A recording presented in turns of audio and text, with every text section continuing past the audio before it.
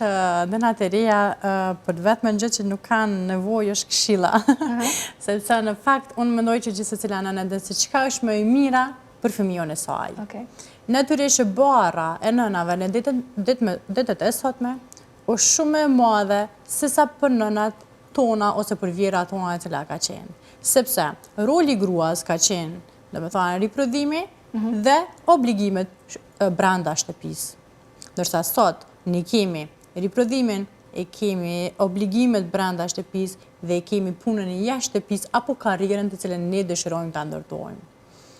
Nuk ka e ceka dhe më herët, nuk ka asgjë e cila e prek me thik se ku ne jemi të gatshëm të fillojmë punën. Unë mendoj që atëherë kur nëna ndihet mirë, atëherë kur nëna është e sigurt se ku për e lë fëmijën e saj gjatë orëve kur ajo është në punë, sepse kjo do me thonë shumë për nënën dhe shumë për fëmijën, që fëmiju të qëndrojë në një ambient i cili është i ngrohtë dhe i sigurt për të, i cili ngjason ngrohtësisë të nënës dhe të babait në këtë rast, mirë po, prapë se prapë, nëna e din se cila është më e mira. Unë kam përjetuar të dyja, do me thonë, edhe pushimin e gjatë pas lindjes, edhe një pushim pas 4 muajsh që kam dalë në punë. Natyrisht që turit fëmijët gjithmonë na mungojnë kur kanë qenë të vegjël, dhe ka raste kur unë jam me raste, për e them, jam pishman që s'kam qëndru edhe pak, mirë po, në anën tjetër, unë mendoj që fëmijët ka nevojë për një nënë të fortë dhe një nënë të përmbushur. Dhe ne po përmbushim në ditët e sotme dhe me arritjet e cilet ne po i kemi.